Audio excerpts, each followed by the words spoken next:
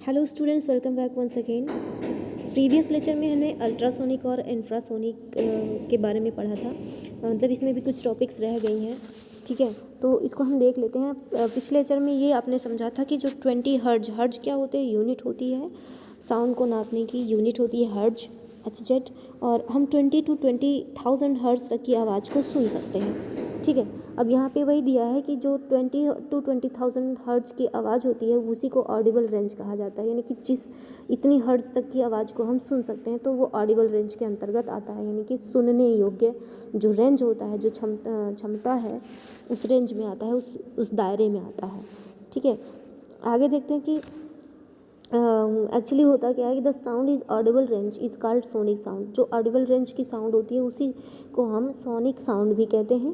And जैसे infant होते हैं, कुछ शिशु जो होते हैं, infant are hearing sound up to 35,000 hertz but gradually come down and to 20,000 hertz for adult. Actually क्या होता है कि जो शिशु होते हैं वो 3,000 हर्ट्ज तक की आवाज़ को सुन सकते हैं, और जब वो बड़े होते हैं, एडल्ट होते हैं, तो घट करके कितना हर्ट्ज पर आ जाते हैं, 20 हर्ट्ज तक की आवाज़ को सिर्फ सुन सकते हैं। आगे कह रहा है कि जो फ्रिक्वेंसी जब ग्रेटर देन होती है, 20 हर्ट्ज से ज़्यादा होती है, तो उसको अल्ट्रासोनिक कह सकते हैं, यानी कि 20 हर्ट्ज तक को सुन सकते हैं हम, लेकिन अगर इससे भी ज़्यादा वेव होती है, फ्रिक्वेंसी होती है वॉइस की, तो उसको अल्ट्रासोनिक साउंड कहेंगे। और उस साउंड की जो फ्रिक्वेंसी होती है अगर लेस होगी, 20 हर्ट्ज से लेस होगी, यानी कि अब साउंड की फ्रिक्वेंसी अगर 20,000 से ज़्यादा तो अल्ट्रासोनिक साउंड, और 20 हर्ट्ज से कम तो इंफ्रासोनिक साउंड। तो आप जान गए कि इंफ्रासोनिक क्या होता है और अल्ट्रासोनिक साउंड क्या होता है, ठीक है। The sound waves corresponding to inaudible frequency less than 20 hertz and more than 20,000 hertz। जो साउंड की वेव होती है वो जो जिसको हम नहीं सुन सकते हैं, उस लेस देन 20 हर्ट्ज या 2,000 मतलब 20,000 हर्ट्ज से कम होती है, तो उसको हम सुन नहीं पाते हैं, इसीलिए इनको इनऑडिबल साउंड कहते हैं। इनऑडिबल साउंड कहते हैं, हम सुन नहीं सकते हैं। This sound wave can not be heard by human beings. जो ह्यूमन बींग होती है सिर्फ 20 हर्ट्ज से लेकर 20,000 हर्ट्ज तक की आवाज़ ही सुन सकता है, तो ठीक है, तो इसको इनऑडिबल साउंड कहेंगे, और ह्यूमन बींग्स को सुन नहीं सकता। ओके, आगे देख लेते हैं साउंड प्रोड्यूस बाय एनिमल्स। भाई कुछ एनिमल्स हैं जो साउंड निकालते हैं, भाई बिना साउंड के तो हम एक दूसरे से लैंग्वेज मतलब बात ही नहीं कर सकते। तो सभी जीव जंतु आपस में बात करते हैं या अपने बात को कहते हैं, तो कुछ ना कुछ उनकी वॉइस होती है, आवाज़ होती है। तो डॉग कैन हियर, डॉग जो होता है हाई फ्रिक्वेंसी की आवाज़, then we can that why dog can hear dog whistle we can not. हम जिस सिटी की आवाज़ को सुन नहीं सकते हैं उसको भी डॉग क्या है, सुन सकते हैं, है ना। And human voice is produce लैरिंग्स। जैसे देखिए जो ह्यूमन होते हैं उनकी यहाँ पे जैसे ये आपका हो गया गला, ये आपका गला, ये माउथ है, ये गला है। गले में क्या होता है, वॉइस बॉक्स होता है, स्वर ग्रंथि होती है, यहीं से ध्वनि प्रोड्यूस होती है, ठीक है। ध्वनि जो है यहीं से प्रोड्यूस होती है, तो आप बोलते हैं, ठीक है। लैरिंग्स बोलते हैं, स्वर ग्रंथि बोलते हैं उसको, ठीक है। A section of the throat का जो सेक्शन होता है उसी गले के सेक्शन में पाया जाता है, यानी गले वाले हिस्से में पाया जाता है। देयर इज़ 2 वोकल कार्ड्स मतलब हड्डी होती है। वोकल कार्ड आपकी गले के रीजन में, गले के इस रीजन में वोकल कार्ड में पाया जाता है, ठीक है, गले वाले रीजन में पाया जाता है, तो उसको वोकल कार्ड कहते हैं। अक्रॉस द लैरिंग्स यानी कि देखिए पीछे आपकी रीढ़ की हड्डी होती है, आप हायर क्लासेस में जाएंगे तो इसको पढ़ेंगे। पीछे क्या आता है, रीढ़ की हड्डी होती है, और यहीं से गला जुड़ा हुआ आपका, ये सर है, ये हेड वाला पार्ट है, और यहीं पे आपका वॉइस बॉक्स है। तो वोकल कार्ड यानी कि ये जो बोन के इस पास गले वाले पार्ट में, थ्रोट वाले रीजन में है, क्या पाया जाता है आपका, लैरिंग्स, ठीक है।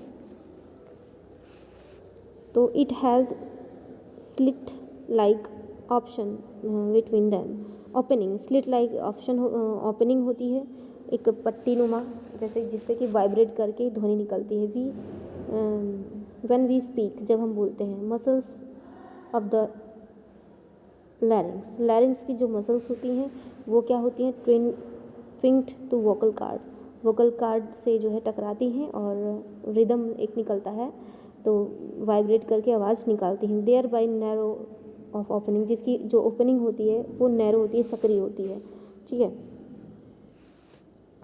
Opening as a air from the lungs rushes out, जब हम आप आपके लंग से हवा को पास करते हैं, निकालते हैं, तो आपकी जो है वॉइस निकलती है, ठीक है। वॉइस के रूप में जो जब स्वर ग्रंथि जो आपकी लैरिंग्स है वो आपस में वाइब्रेट करके जब आवाज़ निकालती है, तो ये किस एयर से, एयर हमारे जो फेफड़ों में भरा हुआ हवा है वो बाहर की तरफ निकलता है और हमारे लैरिंग्स को जो है वाइब्रेट करता है, और हमारी लैरिंग्स जो है वाइब्रेट होती हैं और आवाज़ निकलता है। इस समय जैसे मैं बोल रही हूँ तो लैरिंग्स ही बोल रही हैं, जिसको स्वर ग्रंथि बोलते हैं, ठीक है।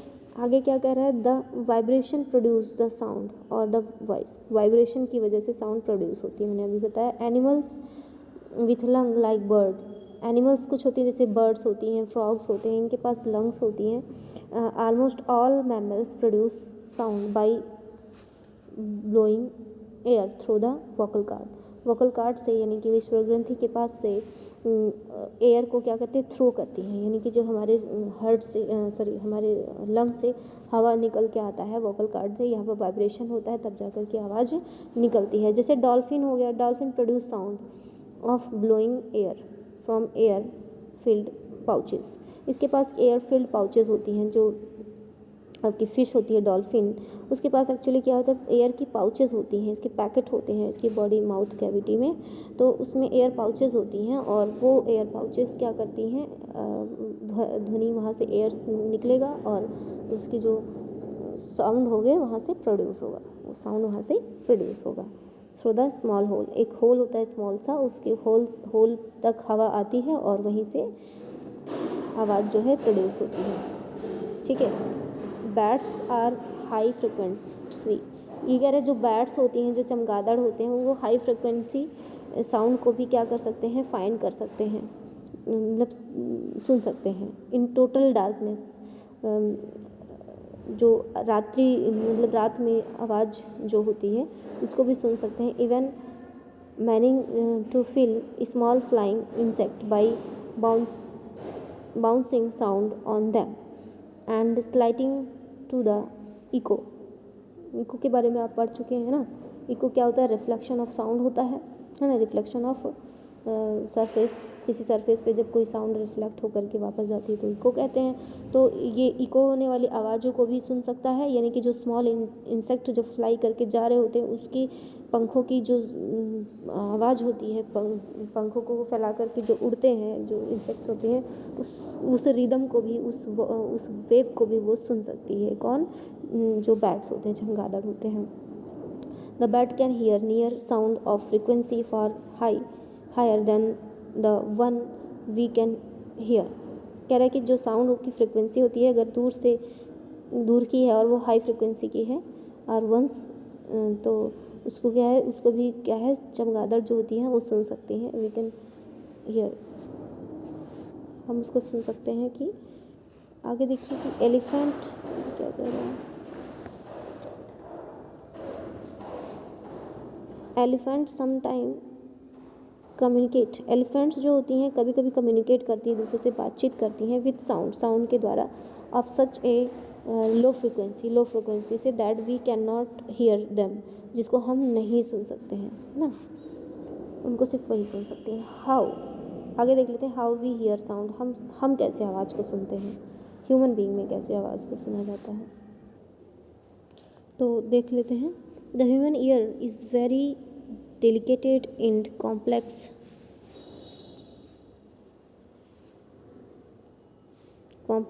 Range system,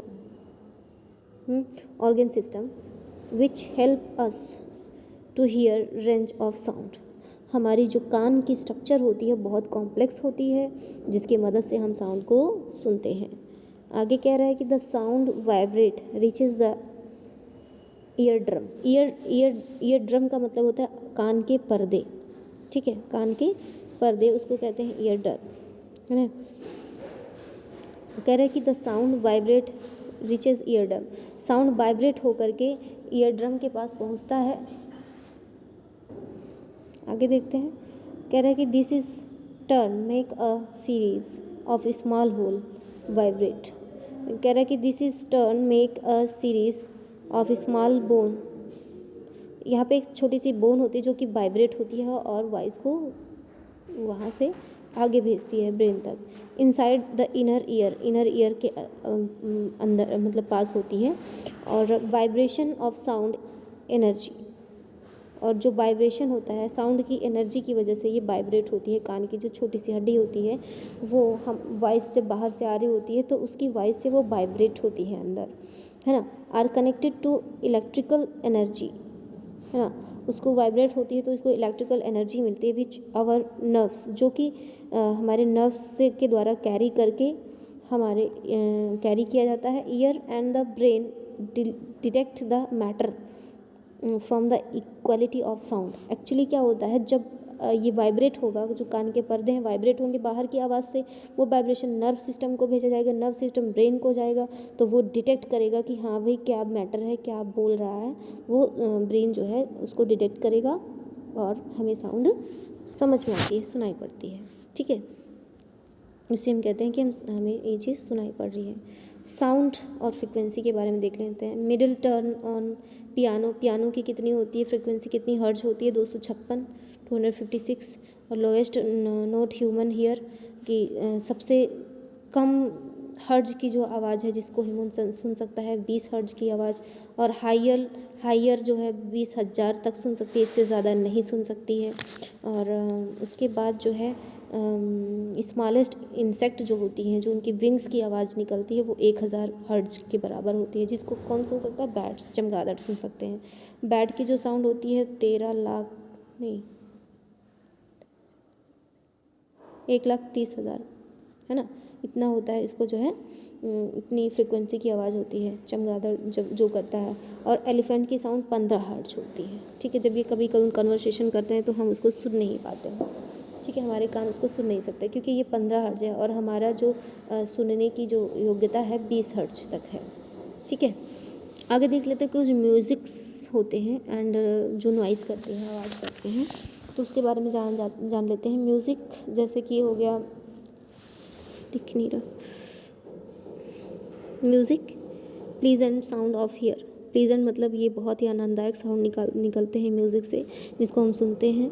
it is produce by A music instrument, जो कि प्रोड्यूस होते हैं म्यूज़िक इंस्ट्रूमेंट के द्वारा, एंड ए सिंगर, और सिंगर उसको निकालते हैं। Music play on desired vibration, हम म्यूज़िक में प्ले कर सकते हैं अपने इच्छा के अनुसार वाइब्रेशन को, यानी कि अपने इच्छा अनुसार ध्वनि हम उत्पन्न कर सकते हैं। ठीक है, दीज आर स रे ग म प ध नि सा, है ना, प्र ध नि, ये सब है। These are notes from a music scale, इसको हम नोट कर सकते हैं अपने म्यूज़िक स्केल पे अपने, है ना। Irregular vibration produce noise, irregular अगर हो रहा है वाइब्रेशन तो वो नॉइस शोर का कारण बनता है। Too much noise in our surrounding harmful, अगर टू मच नॉइस, ज़्यादा नॉइस हो रहा है तो हमारे सराउंडिंग तो वो हार्मफुल होता है। And is refer to main population, और ये पॉपुलेशन का पॉपुलेशन नहीं, पॉल्यूशन, यानी कि पॉल्यूशन मतलब कि पॉल्यूशन आप समझते हैं, गंदगी पॉल्यूशन का कारण बनता है, नॉइज़ पोल्यूशन का कारण बनता है। Noise pollution is loud, noise pollution कैसा होता है, लाउड, जब तेज़ आवाज़ होती है तो उसे नॉइज़ पोल्यूशन कहते हैं। एनोइंग रिपीटिंग, जब कोई रिपीट करता है आवाज़ को, और स्पेस्मोडिक साउंड, दिस कैन डैमेज, तो ये डैमेज करता है हियरिंग को, यानी कि हमारे कान को प्रभावित करता है। Interfere with the normal life, हमारे नॉर्मल लाइफ को इंटरफेयर करता है, यानी नॉर्मल आवाज़ में बोल रहे हैं ठीक है, बस बहुत ज़्यादा नॉइज़ करना ये गलत बात है। One of the most common source of noise pollution is aircraft, जैसे एयरक्राफ्ट वगैरह चलते हैं आसमान में, तो वो भी क्या है, एक कॉमन सोर्स है नॉइज़ पोल्यूशन फैलाने के, ये भी नॉइज़ पोल्यूशन फैलाता है। The sound of large jet engines at take off, जब इंजन टेक ऑफ करता है लार्ज स्केल पे तो कैन सो लाउड, तो ये भी आवाज़ करता है। एंड ये क्या करता है, पीपल लिविंग नियर रनवे, जैसे कुछ लोग रनवे के पास रहते हैं, जहाँ से एयरपोर्ट वगैरह जो होती हैं, जहाँ से एरोप्लेन वगैरह टेक ऑफ करती हैं, तो वहाँ पे आसपास के लोग प्रभावित होते हैं इस फ्रिक्वेंसी से, है ना, क्योंकि फ्रिक्वेंसी हाई होती है और ये नॉइस पोल्यूशन फैलाती है। हैव देयर लिव डिस्टर्ब, इनकी रहने में डिस्टर्बिंग होती है लोगों के, ठीक है। And noise pollution affect our hearing constantly, हमारी जो आवाज़ की क्षमता है उसको जो है प्रभावित करती है, हमारे इससे हमारे कान के पर्दे भी प्रभावित होते हैं और उनकी सुनने की क्षमता जो है नष्ट हो जाती है। Noise causes gradual hearing loss, हाँ, ये धीरे धीरे नॉइस की ज़्यादा तेज़ आवाज़ की वजह से हमारी जो सुनने की क्षमता है वो घटती जाती है, लॉस होती जाती है ना। Noise pollution also increase nerve tension, हमारे नर्व टेंशन को भी यानी सर दर्द को भी बढ़ाता है। And can lead to high blood pressure, और हमारे ब्लड प्रेशर को भी बढ़ा देता है। एंड हार्ट प्रॉब्लम, और हमारे हृदय से संबंधित भी रोग हो जाता है। इसलिए बच्चा क्लास में कभी शोर मत करना, नहीं तो टीचर्स परेशान होते हैं ना, लाइक एज मैं भी टीचर हूँ, ठीक है। नॉइस कंट्रोल को कैसे कर सकते हैं, नॉइस को कैसे कंट्रोल कर सकते हैं, तो we can follow the given steps, कुछ स्टेप्स हैं जिनको फॉलो करके हम कंट्रोल कर सकते हैं नॉइस पोल्यूशन को। Use a loud speaker in public place, sound we blend, यानी कि हमें जहाँ पे लोग रहते हों वहाँ पे लाउड स्पीकर का पब्लिक प्लेस पे लाउड स्पीकर यूज़ को बैन कर देना चाहिए, लाउड स्पीकर यूज़ नहीं करना चाहिए पब्लिक प्लेस पर। व्हीकल साउंड में फ़िल्टर लगाना चाहिए, ताकि हमेशा आप लोग हॉर्न बजाते हैं, हॉर्न को नहीं बजाना चाहिए। मोर इफेक्टिव साइलेंसर लगाना चाहिए इसमें हमें, है ना, ताकि आवाज़ कम आए। Planting trees along the road side also reduce noise level, जो प्लांटिंग की जाती है ट्रीज़ की अलोंग द रोड साइड पे, रोड के किनारे पे जो पेड़ पौधे लगे होते हैं ये भी जो है नॉइस पोल्यूशन को कंट्रोल करते हैं, ठीक है। ऐसा हमें प्लांटिंग करनी चाहिए। एंड वी शुड, हमें क्या करना चाहिए, साउंड बैरियर्स को लगाना चाहिए, are the exactly way of reducing the damage done by noise, यानी कि जो नॉइस से डैमेज हो रहा है उसको बैरियर्स को हमें जो है लगाना चाहिए ताकि इसकी वजह से डैमेज ना हो। We should be use sound absorbing materials, जो कुछ ऐसे मटेरियल्स होते हैं, मैंने आपको अभी बताया था, इको में बताया था आपको कि कुछ ऐसे मटेरियल्स होते हैं जो साउंड को अपने अंदर एब्जॉर्ब कर लेते हैं, लाइक उनको curtain and cushions inside the home के अंदर क्या लगाना चाहिए, कर्टन लगाना चाहिए। ये सब ये क्या करते हैं, साउंड को अपने अंदर एब्जॉर्ब कर लेते हैं। Automobile drivers should be advise to use soft horn, automobiles जो होती हैं उन ड्राइवर्स को चाहिए कि वो एडवाइस देना चाहिए उनको कि वो क्या यूज़ करें, सॉफ्ट हॉर्न का यूज़ करें, ज़्यादा फ्रिक्वेंसी की वॉइस वाले को हॉर्न ज़्यादा वॉइस वाले हॉर्न को यूज़ ना करें, ठीक है। ओके स्टूडेंट्स, दैट्स ऑल, आज के लिए इतना ही। आई थिंक आपका ये लेसन ख़त्म हो गया है और फिर हम 13 लेसन नेक्स्ट स्टार्ट करेंगे। इसके नोट्स मैंने आपको प्रोवाइड ही कर दिया है, आई होप आप कंप्लीट कर रहे होंगे। आगे हम 13 लेसन पढ़ेंगे, इलेक्ट्रिसिटी क्या होती है। Okay, thank you students.